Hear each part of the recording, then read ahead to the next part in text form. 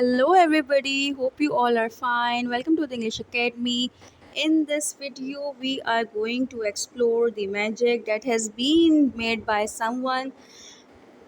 This is the chapter 15 of the novel A Little Princess by Frances Hodgson Burnett. So, without wasting time, let's start exploration of this chapter that is all about the magic. It follows a cold, exhausted Sarah returning to the seminary after difficult errands in the rain. Because it is the winter season, it is raining, and but still Sarah has to fulfill her responsibilities to in the same way. This day she also came very exhausted and tired from the errands after difficult errands. Returning to her attic, she and her fellow servant Becky are astounded to find the room miraculously transformed with warm blankets, books, and a blazing fire. So this was the magic that happened when she returned to the attic. She found that the room or the attic has turned into a cozy room where she found warm blankets, books, and a blazing fire. Sarah passes by the Indian gentleman's house and see him looking lonely and unhappy. What is he thinking about little Ralph Crew's daughter? Of course, when she returns, the cook tells her that she is not allowed to have anything to eat but some bread, even though she had no dinner. Actually, this scene is before the scene which I told you. It was actually a brief overview of the chapter.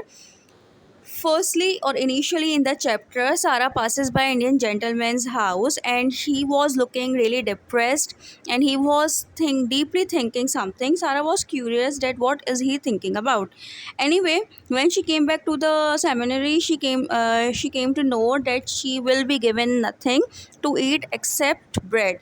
Although she was very much hungry and she wanted to eat much, but she was not allowed to give. Sarah gets the old hard bread and climbs all the way up to the attic, where she sees that Armengard has paid her a visit. Armengard, who isn't much of a reader, has brought Sarah some books that her papa sent her. Sarah says she will read them and tell Ermengarde all about them. They talk about the French Revolution.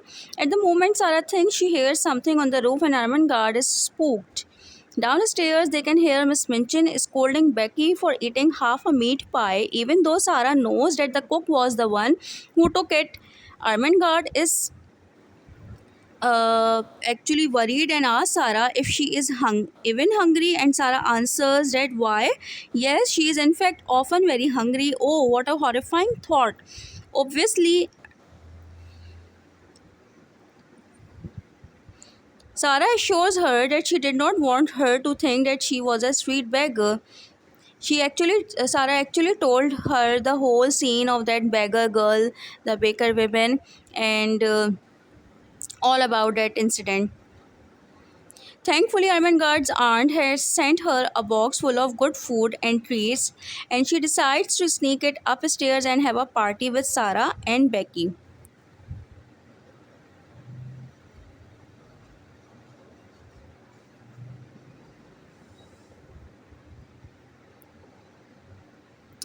So I was telling you that Armengard's aunt has sent a box full of good food and treats, and then they decided that Armengard, Sarah, and Becky will have a party. The girls are stoked, and Armengard trots off to get it while Sarah puts a shawl on the table as a tablecloth and sets the table with her small white handkerchiefs.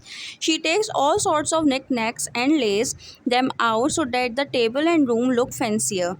They pretend that they are having a royal feast in Sarah's honor. It's just time to for cake when they hear a noise that is definitely not good. The sound of angry footsteps coming up the stairs. Might it is of course the dreaded Miss Minchin. Lavinia is snitched. Miss Minchin says that she is going to kick Becky out and Sarah will have neither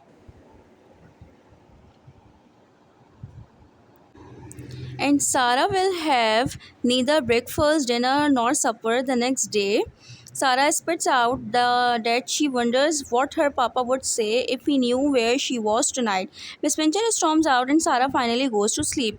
As she is sleeping, the manservant next door, who is Ramdas, sneaks into her room and turns into magical cozy place. When she wakes up, her room is cozy with a crackling fire and lots of fancy things like silk quilts, robes and book, and there is even delicious food for her. Seriously, we want this to be our bedroom, a note says to the little girl in the attic from a friend. Sarah starts crying obviously and calls Becky over to join her in the room. So it was all from this chapter, which was chapter 15, the magic, in which we came to know that Sarah was not allowed to have dinner, supper, and even lunch because Miss Minchin was being angry on Ermengarde.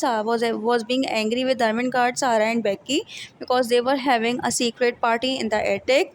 Ermengarde's aunt sent her a box full of good food and she wanted to share it with her friends.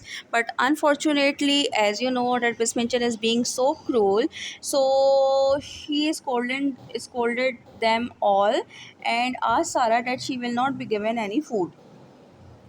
Anyway, Sarah fell asleep because already she was very tired and exhausted. But a magic occurred or happened. When she woke up, she found the room cozy with silk quilts. There were robes, there were books, and some warm food was also there. So she was crying obviously, and she quickly calls Becky over to join her in the room so that she can also share the meal sent by her friend. Also, she found a note that says to the little girl in the attic from a friend. So it was all from this chapter in which Sarah's attic has now finally renovated and she is going to have a better life in the attic. Most hopefully that Miss Pension is not going to do anything bad to her this time. Anyway, if you want to get the explanation of chapter 16, then you need to watch the video that has been posted on the on the channel. 16th chapter is all about the visitor. We will see that who this visitor is. Also, let me tell you that we are heading towards the end of the novel. Yes, very soon this interesting journey is going to be ended. Still, if you have any query about this topic, you can ask me in comment section. And for chapter 16, stay tuned. Take care. Bye bye.